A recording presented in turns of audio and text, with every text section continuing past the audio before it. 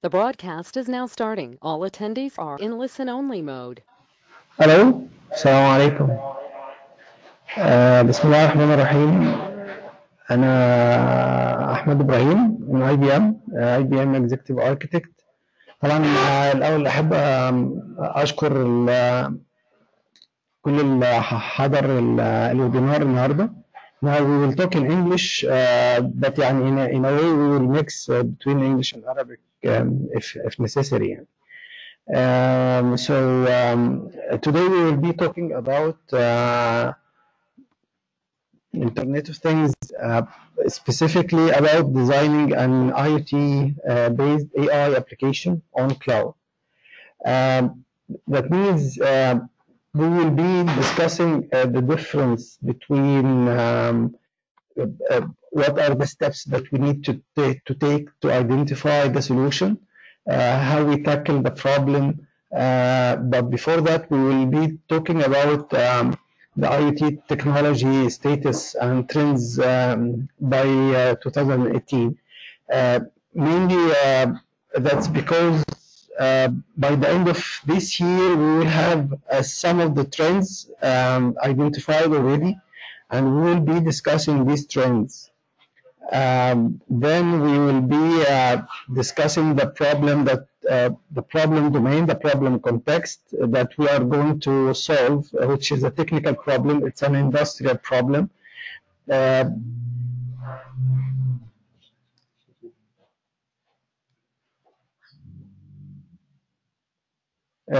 Just a minute. I'm seeing there is a technical problem or something.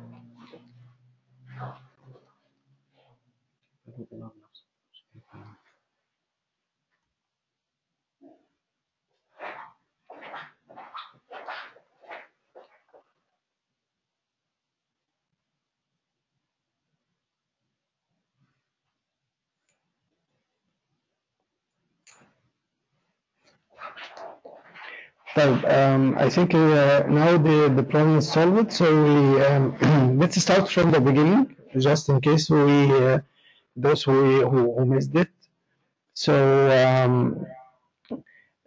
we will be talking about this is the agenda. So we will be talking about first the technology status, the IoT technology status, and the trends of by the end of 2018. Then we will discuss or explain the problem that we are going to solve. It's an industrial problem, and we will try to explore the different aspects of it.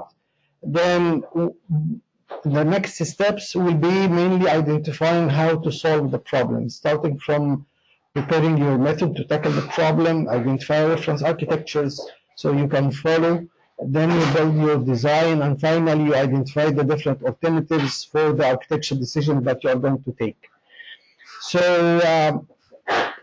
we will start by the trends. So this is a diagram that shows the number of connected devices in 2000 or prediction for the internet connected devices till 2025. It's by the end of 2017, the expectations or the estimations for the connected devices was about 20 billion, 20.345 billion connected devices. That gives us, if we calculate or identify the number of connected users using the internet, that gives us 6 devices per user, internet user by end of 2017. 6 devices per user. Right now, by the end of 2017, which is the time of calculations, if you can see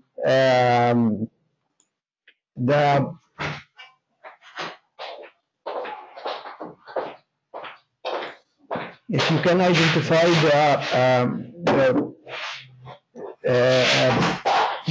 in the 2025, the expected number of connected users will be like triple times, more than triple times. That means we are expecting like 18 devices per internet user. which is a huge number of users actually. So given that number and the expected growth of the IoT technology, that's also we need to identify the trends of the technology itself. So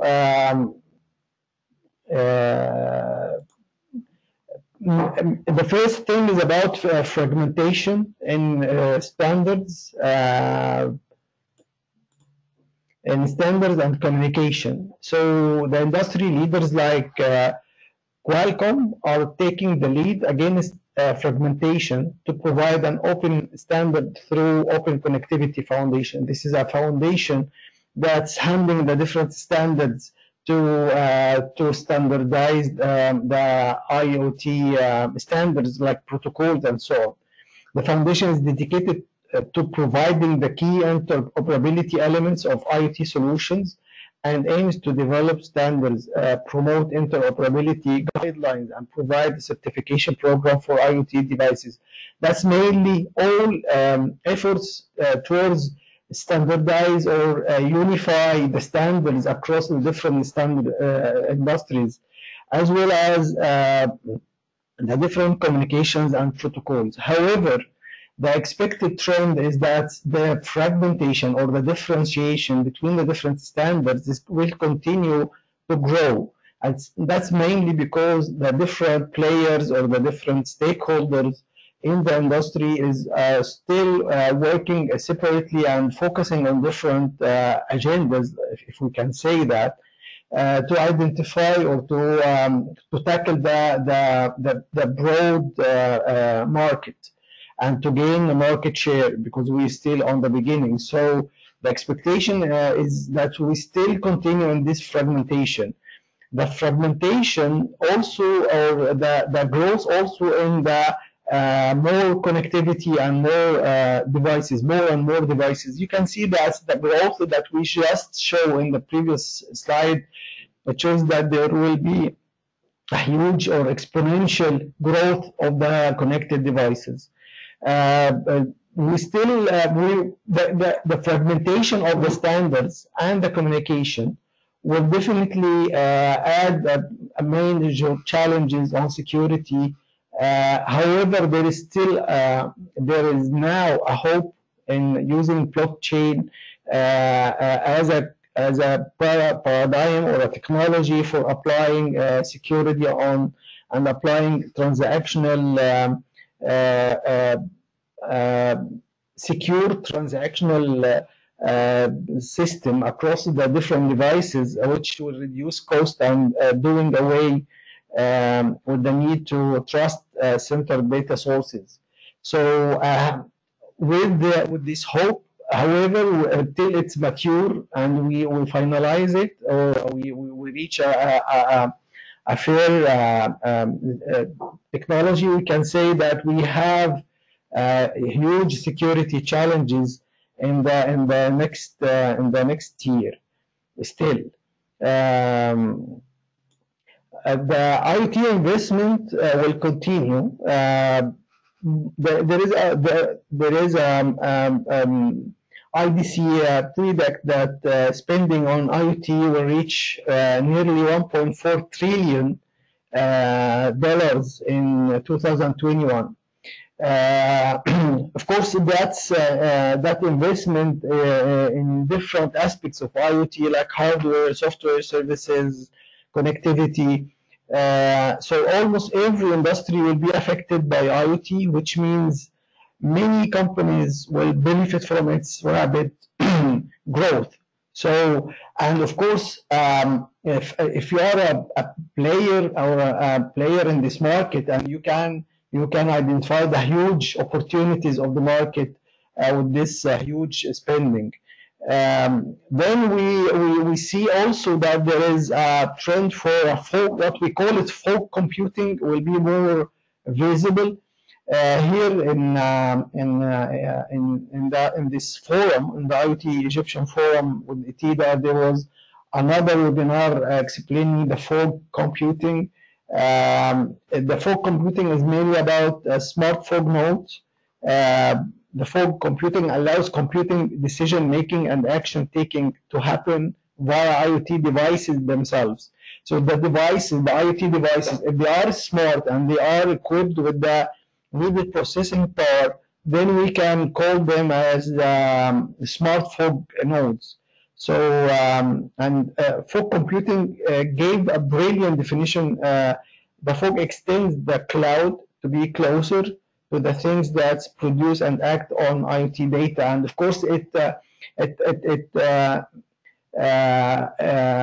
takes or distribute the processing power on these smart nodes. So the load on the data and the huge data is distributed, and only identified results will be sent to the centralized processing data. So again, any device with computing, storage, and network connectivity can be what we call it fog node. Then there is a synergy expected synergy between the IoT technology with the augmented reality, like Zapper framework or Zapper augmented reality platform, which cooperates with everything to fold interactivity into an everyday application of smart devices. Also, with artificial intelligence, AI, like the image recognition, for example, the machine learning for predictive maintenance. So these are expected to consume the technology of IoT. So IoT is providing these technologies with the needed huge or big data that they need to build the models and to build understanding and to work more actively to identify different problems, or to identify, recognize faces or whatever. And that's coming from the IoT technology itself. Then we are expecting that there are a big need for skills in IoT, especially in the big data analytics. Of course, that's a good news for all developers or all workers in the field of the IoT, as the dynamic sharing is at the heart of the IoT, and big data analytics will be instrumental in building responsive applications. So integrating IoT data channels with AI to retrieve on-demand analytics insights has already gained momentum this year, and will definitely grow exponentially in 2019. So if you are not ready yet for this, we still have a chance to move on to gain more skills in the big data analytics and the AI. If you start moving, then you have a better chance. It's coming on. So let's start with now the problem context. So what's the problem we are talking about that we are trying to solve? So we are targeting to build a solution or a framework for what we call it Industry 4, or Smart Factory. So what's the Industry 4? Industry 4 is a name given to the current trend of automation and data exchange in manufacturing technologies. So we are talking mainly about manufacturing technologies. It includes cyber physical systems. So the connected systems in the factory, they are calling it cyber physical systems. The Internet of Things, of course, cloud computing, and cognitive computing, or the AI. So Industry 4 is commonly referred to as the fourth industrial revolution. So if we can see here, this is the first industrial revolution. It was in the 18th century. Then in the second one, with when we had the mass production assembly line. And the third one, mainly when we had computer and automation for the industry lines.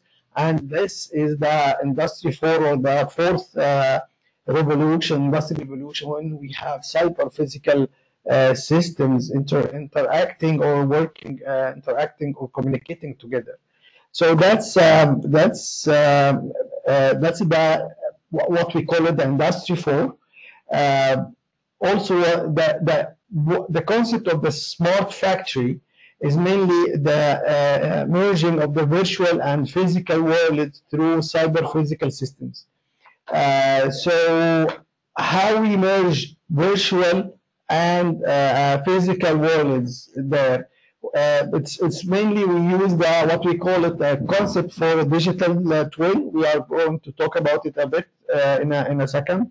So and the resulting fusion of technical process and business processes are leading the way to a new industrial age. This defined by the smart factory concept. If we have a look at this diagram here, we are talking about mainly different factories that are connected to the enterprise. So each one of these factories is having multiple machines. They are talking with the machine-to-machine communication, and they are expected to be smart machines. And they are working on an application platform for the machines communication itself. And we call it again the cyber physical production systems. That's mainly handling smart materials and expected to generate smart products, of course. So that's communicating or depending on the secure cloud networks. So that's what we call it as a concept is the smart factory. So what are the different design principles when we start thinking about implementation for this solution or this problem domain, which is the manufacturing? How we are tackle or what's the design principles identified in the industry 4?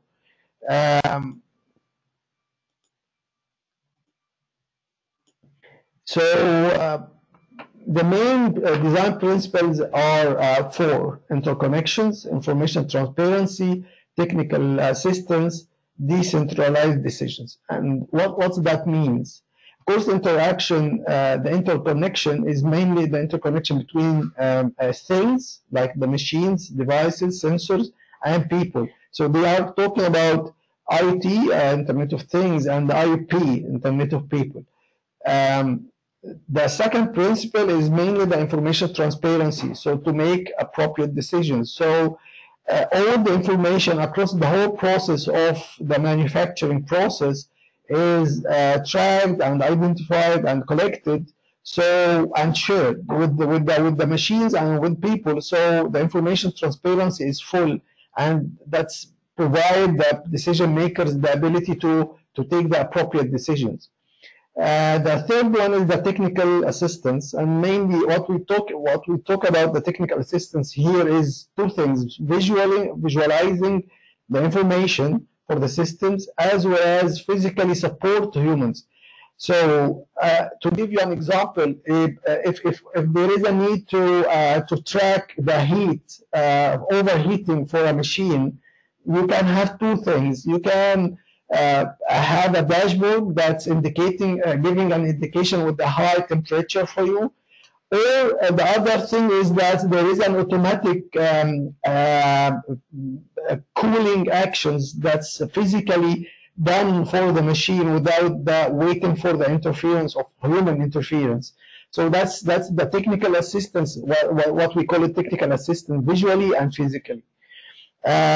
Finally, the fourth one is the decentralized decisions. So each machine is actually smart machine enough to have the ability to make decisions on their own. That's again the same example for the overheating, and the machine takes the decision to make cooling decisions, for example. So that's on high level what's the industry for, what's the problem domain or the problem context that we are talking about. So what's the functional requirements we are talking about here, what we need to implement in our solution. In our solution, we need to have a vertical and horizontal integration. So vertically means with the different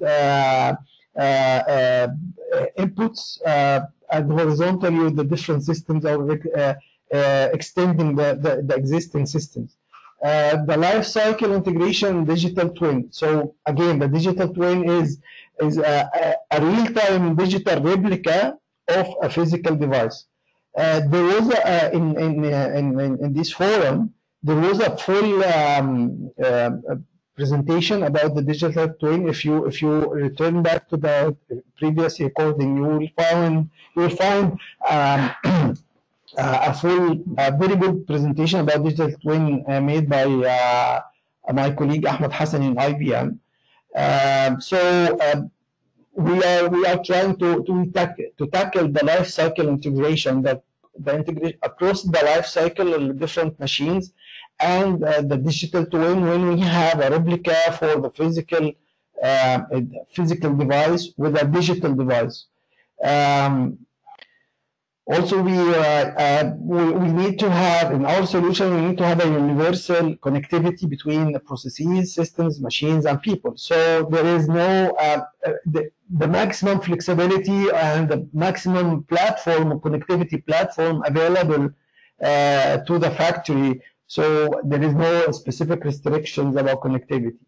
And of course, we need to have intelligent worker assistants, like, again, robots, for example. If we can have robots that's smart enough, we automate the work, or intelligent support, like, for example, having enough dashboards and predictive analytics or predictive maintenance, so we can predict whatever problems that we are expecting based on historical data. So these are all intelligent worker assistants that make the life easier for workers in the factory with the tension and under pressure. The fifth input is the historical data collection and predictive analytics, of course. So we need to collect all the data, historical data, and we have to maintain these data as a data lake, for example, and to have a predictive analytics, so we can predict whatever abnormalities and problems that we are expecting. Finally, we need our solution to have a flexible and business-oriented configuration at all levels. So mainly including shop floor. Shop floor is mainly a term in the industrial, it's an industrial term talking about work in the plant itself or the factory.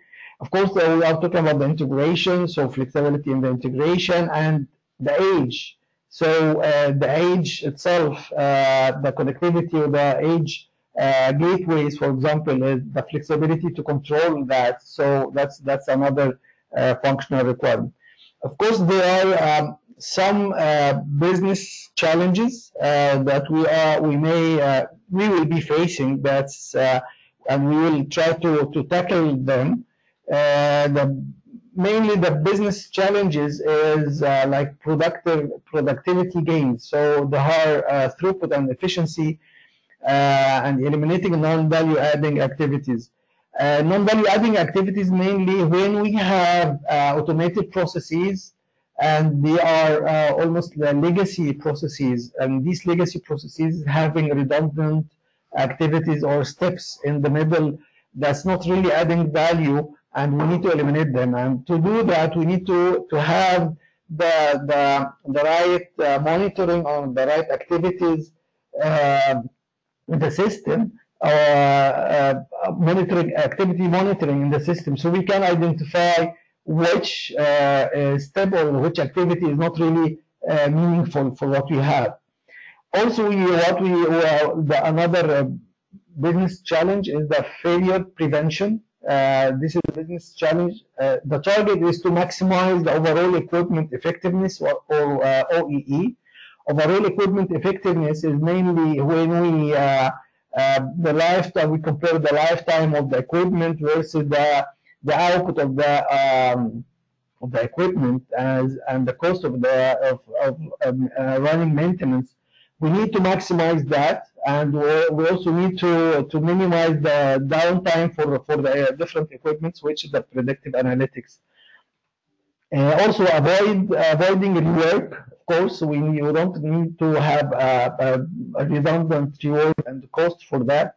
The outages for the equipments and the poor product quality in the final stage. So these are all failures and different stages that we need to prevent. Finally, we need to have flexibility and hiding the complexity, like for the configuration of reconfiguration efforts. There are a lot of configurations. Specifically, we are talking about fine-tuning devices and equipments. So we need to hide such complexity, and we need to enable the plug and produce, and avoiding the different technology gaps, especially with the fragmentation that we have, as explained in the trends. So I think by now we can say that we understand the problem. So the problem is mainly to build a solution to provide the ability in the Industry 4 era to automate the different to automate a factory and to move the factory to be a smart factory. So how we can design such a solution, or how we can provide such a solution. There are different aspects we need to tackle in such solution. But before we go into the technicalities for that, we need to identify the way to do that, or what's the method you are going to use to follow.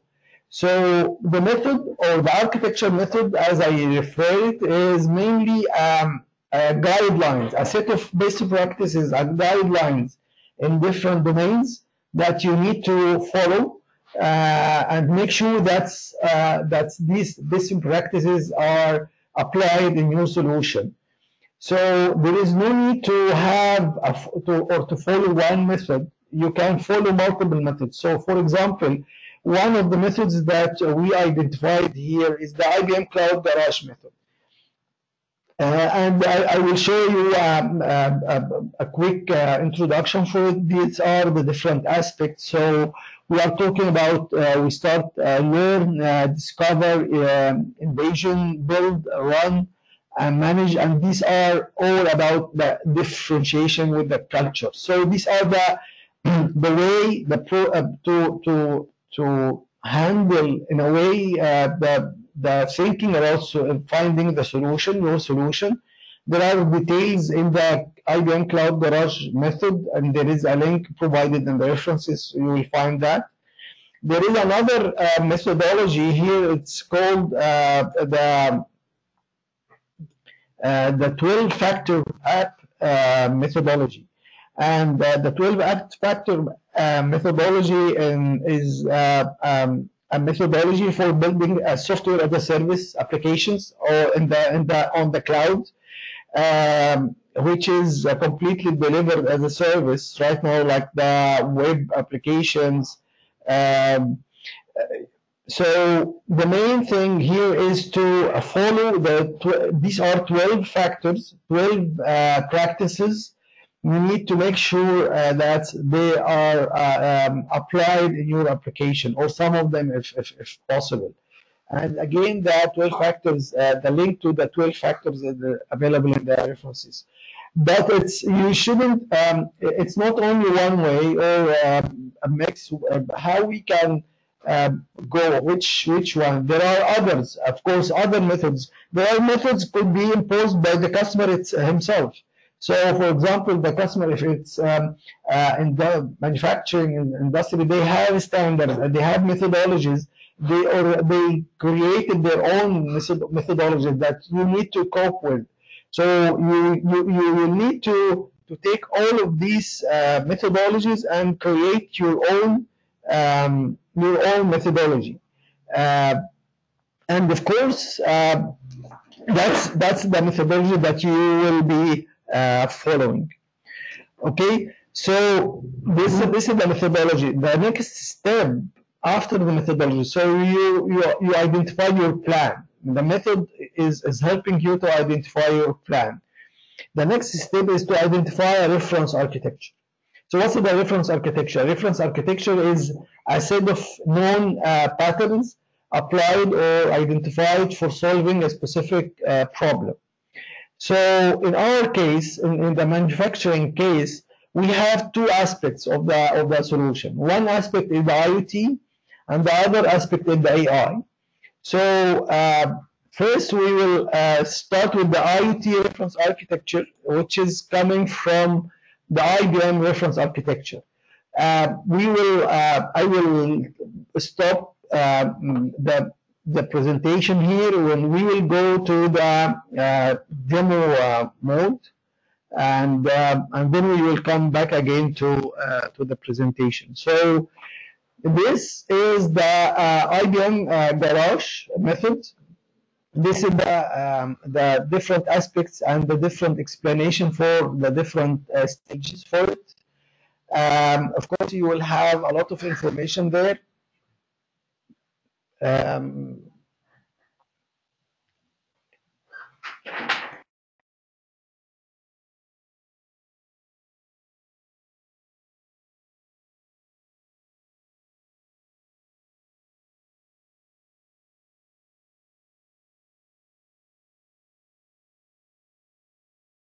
I think we have some technical issue. So let me try to solve it first, so you will be able to see that.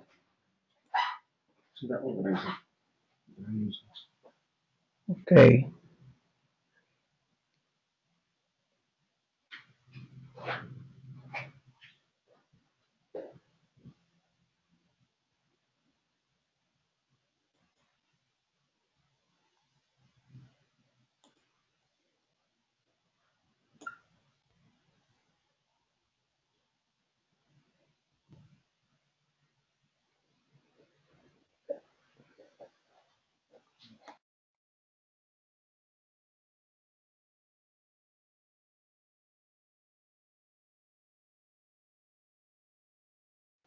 So I hope you are now able to see my screen.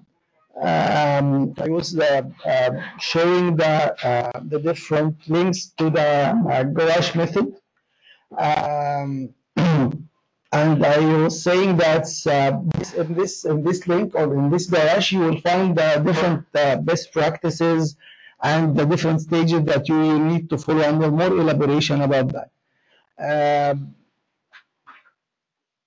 So the other thing that I would like to share with you is that there is an architecture center on the IBM Cloud Garage. In this architecture center, this is mainly helping or providing reference architectures for building cloud-based applications for the different domains like infrastructure, like private cloud, public cloud, AI, data and analytics, and microservices. So there are a huge number of reference architectures there. You will also there are a set of industry-based solutions like banking and financial, automotive, and so on. So you will find, I hope you will find a very good starting point from there, and then you can modify that based on your inputs.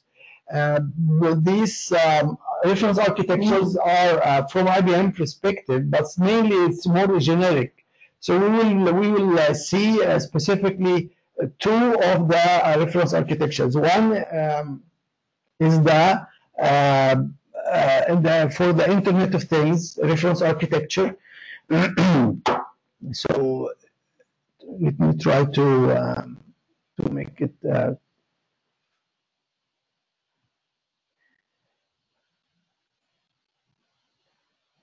I hope you can see it now. So this is the reference architecture for the IoT. That's mainly trying to give you a reference architecture or the best practices for overall IoT application, general IoT application, but this IoT application will be connected to the internet. So you have, in most of the cases, you have a device which contains sensors, actuators, of course, firmware plus network connection. Then you also have a gateway. So the gateway is, in a way, it could be a smart gateway, connected IoT devices, or it could be industrial gateways, as we will see later in our solution. Then we will have the edge services. The edge services is the entry point or the gateway to the to the cloud. You can have in this you provide a DNS, content delivery, and of course IBM Watson IoT. That's given. That's given in the reference architecture, which means that you, in a way, you will need to identify the gateway, the edge services for the gateway. And then you have the IoT transformation and connectivity. That's mainly trying to get this information and build and transform it into more into business information and translate that to the following layers.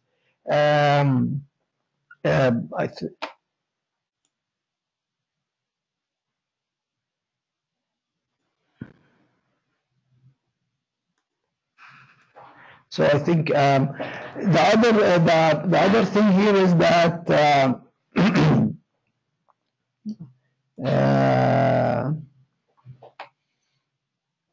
other layer is mainly the devices registry and management. So device management is part of the IoT, and we are talking about existing on cloud, and of course device registry as well. And these things are having a back end of device identity services, so we can identify the connected devices. And of course, we need to provide an API management for the IoT solution, so we can connect with other IoT devices. And there is an application logic. That's your application logic. You have alternatives to build your application on cloud, either with Node.js, for example, or Liberty for Java as a WebSphere application server, or there are more alternatives for you to build your logic. And of course, what we need is the analytics. So analytics is different products. So you have you can have IBM Watson machine learning insights for Apache Hadoop, Watson APIs, Apache Spark, and streaming analytics. These are all provided from IBM. And of course, I understand these are also provided from other vendors. But again, as I'm explaining this, we are trying to put a general solution for you. Of course, you need to visualize your information, so you can have IBM Cognos and IBM SPSS for prediction, and you also can use Tableau for that. For the process management, you need to manage the process workflow itself, receiving information from the application logic, and invoking the process automation for the different aspects based on the information coming from the IoT. So you can use the IoT platform or the message hub, and of course you will need the device data store. That's different. It could be based on NoSQL database like IBM Cloudant. You can provide with data warehouse like the IBM DB2 warehouse. You can have IBM object storage. So you have the flexibility, but you will need to identify which data store that you need to use. And finally, you will have again the transformation and connectivity to the backend, to the systems for the second tier. So to the backend system like in the enterprise data, and the enterprise user directory itself. So and the enterprise application. So if we need to connect all of that, that means you will need to connect through the transformation and connectivity. So in a summary, you will have a users layer, you will have a productivity network, you will have a connectivity through a public network, and then into the producer cloud, the provider. And finally, from the provider, you will need to connect to the enterprise. So this is the overall architecture overview.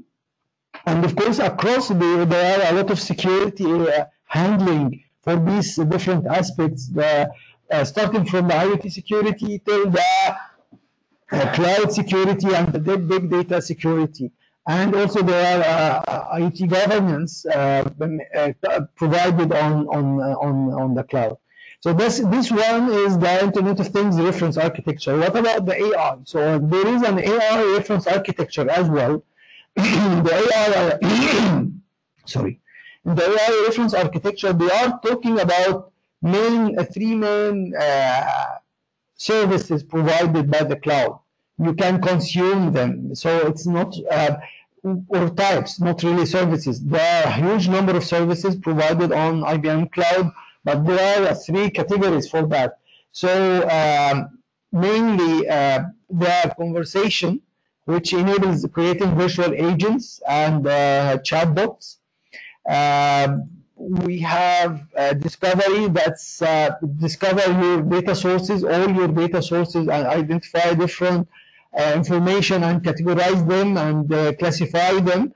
And of course, there is extended component that add value to the cognitive application, like speech to text, text to speech. These are the different services that we can use, like for example, visual recognition, personality insights, natural language classifier. We can use all of that to solve the different AI problems. Of course. Of course, there is the input for it is coming from public APIs or the third-party APIs for different information, or the external data sources like the social media, like including the news, the documentation, the internal documentation. So these are all inputs for the different APIs or for the AI. And again, you will have a connectivity, a transformation connectivity to the backend system. So the user here, he is using different channels, and we are trying to simulate these channels on the other side. So we are providing support for him through assistance or visual assistance. We can use replicate all the social media on the other side. So this is mainly the AI reference architecture. What about our solution?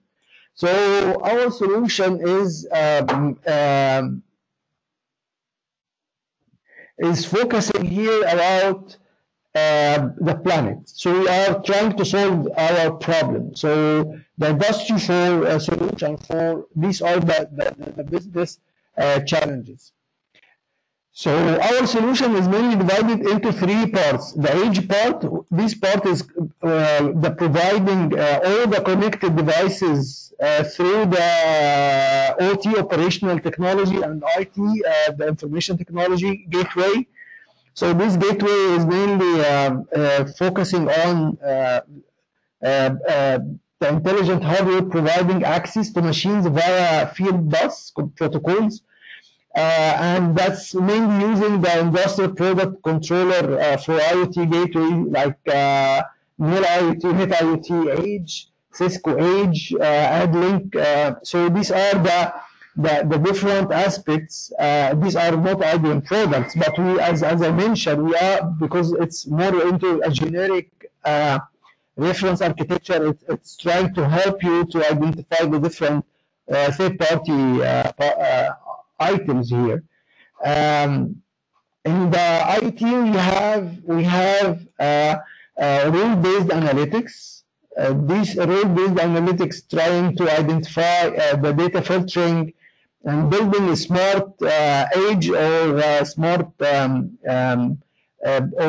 preparing for what we call it edge computing. So we try to identify or provide dynamic data filtering, statistical data, the aggregation, cleansing, and compression and preparation for further processing. So we take the load off from the internet or from the cloud provider, and we are using the huge number of the gateways provided on the different factories to do these different rule-based analytics.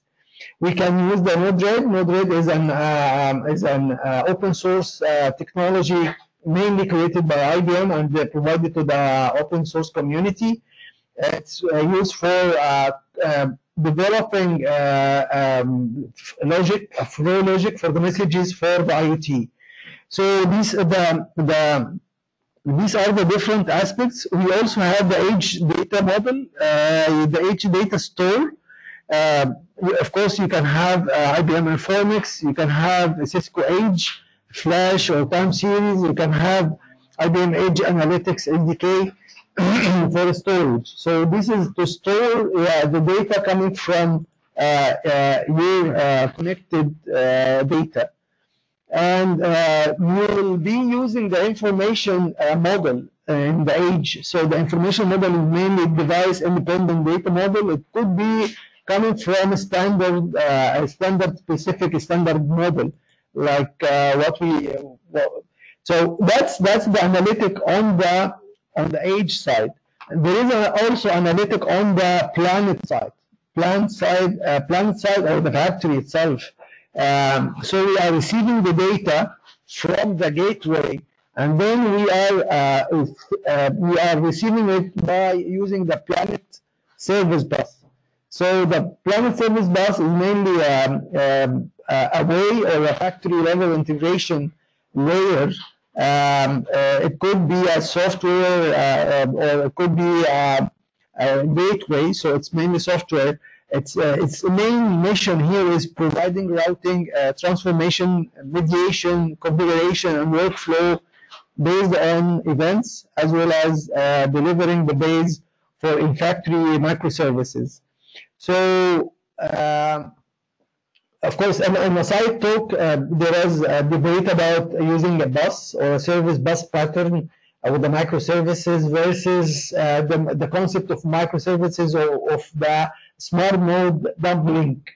So, however, IBM positioning, there is no IBM is positioning the service bus here as a way to connect the different aspects, and there is no contradiction between using this and the microservices, because IBM believes that there will be a hybrid existence between services or SOA and microservices, and there is maybe with a greenfield or new technology or new clients, we may have full microservices, but right now when we move on, we will continue to have such mixture. So this is mainly a gateway for providing connectivity, and this is using IBM Integration Bus manufacturing pack. We always have the decision that you need to tackle when we solve our solution here, mainly for the smart factory. What information will go through the cloud and what information will keep on premise? This is a debate that's mainly you will face in different cases, because of it depends on the sensitivity of the information flow. So, for example, I faced different aspects of this in the oil and gas, petroleum. So there is a huge restriction on the information to flow outside the planet or outside even the infrastructure of the vendor or for the customer. And there is versus on the other side, there is specific types of information that can flow to cloud. So as an architect or as a designer for the solution, you will need to discuss this with your stakeholders to identify which information should go to cloud and which we will maintain on premise. So based on that, you will be able to decide, for example, for the Planet Service Bus, which one we will be able to use. Are we going to use the one on-premise, like the Enterprise Service Bus, or the one on the cloud? Again, the IBM Integration Bus or IIB manufacturing package is available on cloud from IBM Cloud, or the IBM Watson IoT itself. So these are you will face these alternatives across all the domains in the different aspects of the solution.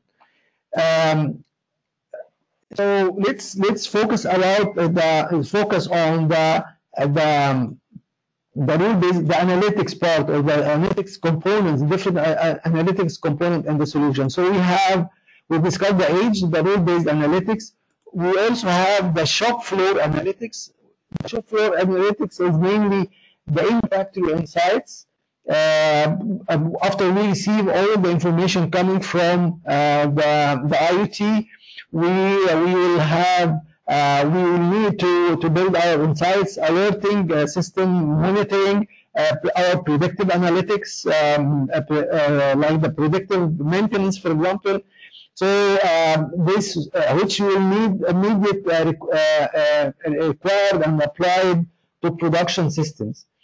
Again, we will have these products on premise and these products on cloud. We have SPSS for predictive analytics. That's mainly for building information, predictive models based on our historical data. We can use Spark machine learning or Python or our enterprise using our language. On the other side, we can use Watson Data Platform, which is based on Spark machine learning as well. We can use the SPSS predictive analytics enterprise on cloud. We can even use Cassandra, which is a database that's mainly designed for huge amount of data and huge dynamic information, Apache Cassandra. So these are alternatives for the shop floor analytics. In the other side, we still have, again, when we collect all the data from the different factories or from different planets, we need to have a high level or enterprise level analytics across such data. So we can have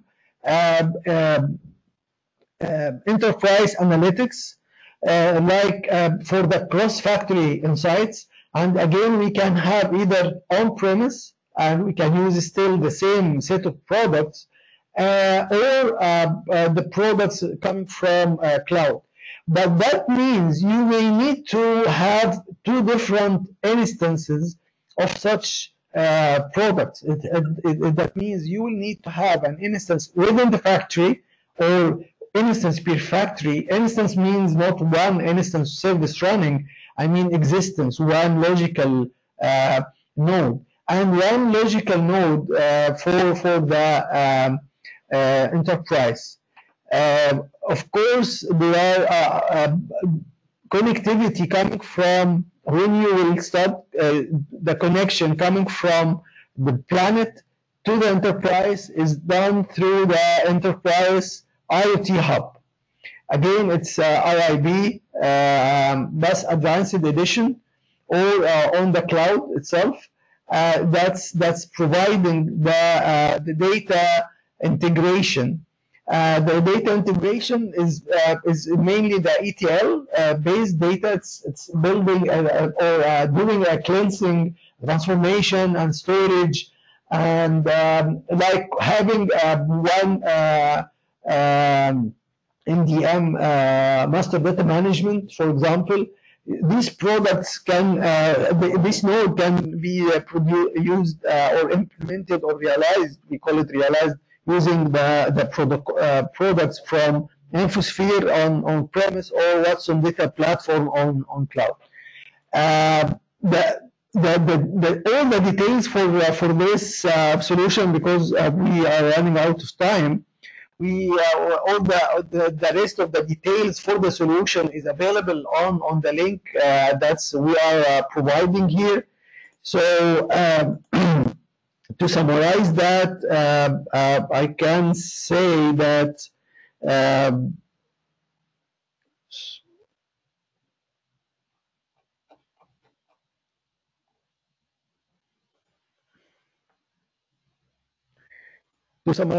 we were able to identify alternatives and make decisions for different aspects like OT, IT gateway, the on-premise. The main issue is you need to tackle is which part is on-premise and which part is on cloud. We identify different technology on the gateway, for example, Node-RED versus Telet device-wise. These are two different technologies for transformation and connectivity on the gateway. We identified analytics-based insights and actions, different products to implement that, the shop floor workflow, and implementing this through IBM BPM, business process management, either on-prem or on cloud. The Planet Service Bus, as we mentioned, using the RIB with the manufacturing pack. Shop floor analytics, again, with the SPSS for predictive analytics and predictive maintenance. We can use analytics, Apache Cassandra. For the Planet of Enterprise Information, we need to identify which standard we will be using and versus. So the standard is that there is a given data model. In the standard, you will need to adopt or to use. Versus that there is a custom thing that it's not really standardized, then you need to build your own information model. So you need to take this such architecture decision, either to adapt a standard one or to go with a maybe lighter custom one. But we need to highlight very important thing is that you need to tackle the non-functional requirements, because I call it the hidden killers for our applications. In our cases, you need to be able to size the different data flows coming from the different devices into the gateway. You need to identify the different sizes. You need to identify the number of online machines and the connectivity across different aspects. So these are all non-functional requirements that you need to tackle. Maybe we can have another session about specific non-functional requirements for the IoT technology. These are the references that you will need you will find links to it, and I think it's the time for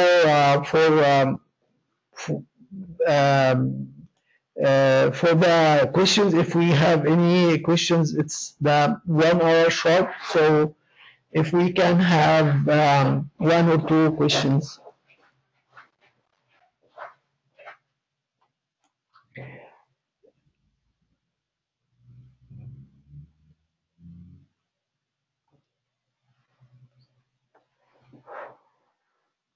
I'm checking, currently I'm checking the, okay. I'm checking the questions right now, so let's try to answer them.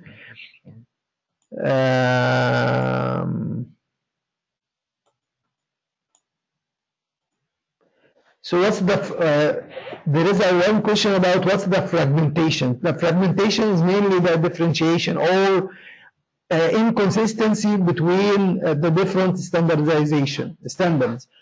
In other words, we are not really agreed upon one way to communicate with each other. So one vendor is tackling or creating a protocol, while the other vendor creating another protocol. It could be overlapped, it could not be overlapped. That's the fragmentation, having different bits of pieces around one solution. Another, could you please elaborate more about the smart materials? Well, I think smart materials is a term that they used for the factory, the smart factory. In this case, I'm not sure. Actually, I'm not sure about the term itself. But let me try to get the answer for you, and I will check for it. And I will try to put the answer on the YouTube when we publish the video. I will or by email. So I will try to contact you, Yasser. I will try to contact you with the email to provide such information.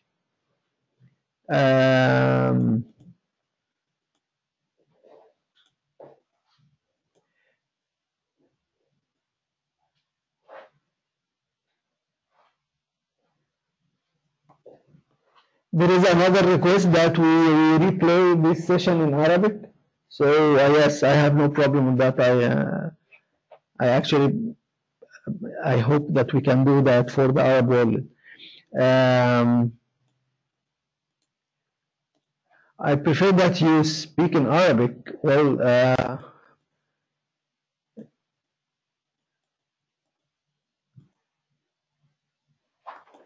how does the blockchain work?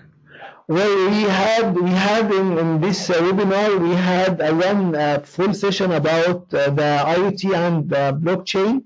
I think you will need to it's a full 1 hour about the topic, and it was a very good session, so you'll have your answer there. What's the difference between edge and fog computing terminologies? Again, we had such a presentation for the fog and edge and the comparison between them. In a summary, the edge computing is mainly trying to build the capabilities on the edge, which is the gateway in our case. While the fog, which is a concept created by Cisco, is trying to put all, I mean, it's not really the gateway only, but all the devices that's having storage, connectivity, and processing power that's use these devices to help in the analyze and filter the data received by them. I hope this answers you, but on the other hand, there are a full session about this topic on the wiki for this forum. In this reference model available online, yes. When we publish the video, I will put an attachment all the links with the video on the YouTube for your reference. But yes, it's available online and for everybody. What is about the open source? Well, IBM is focusing on open source. I explained that different products, open source products, is available. So open source is making a shift for IoT, definitely, and I was thinking about making another webinar about the open source technologies and the impact of open source on the IoT, but I think there is another session about the open source on that's run already, but there is a huge impact for open source on the IoT, and there are a lot of open source alternatives that I went through some of them. Also, how do you see the future for this in Egypt? I mean, if you are talking about the open source alternatives or for the IoT, if it's open source, there are a huge base of users for the open source in Egypt, I think. And for the IoT in general, if we are talking about the IoT and the industry, it's a greenfield, and the different manufacturing players, they are in a way mature players, and they have money to spend. So as long as you have money, you have opportunity to do a better job.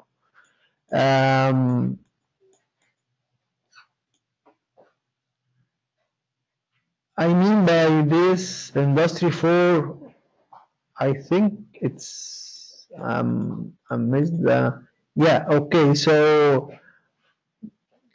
so Sami, when you mentioned the future in Egypt, he meant by, I mean by this is the industry 4, IoT, AI, and so on. There is, I can expect a delay, but we will definitely go there. It's the trend, and by the time the delay is going shorter and shorter. So my expectation is that we will go there. We have as an IBM, we have vendors working in Egypt about that, and we are trying to apply it. It's a huge solution for industry IoT, and so I'm expecting for this to be really a good start. So I think that's it. There is no further questions. I'm sorry for being 7 minutes late, and thank you very much for your attendance. I think we will stop there, and soon you will have the recording for this session available for everybody. Thank you very much, and hope to see you soon.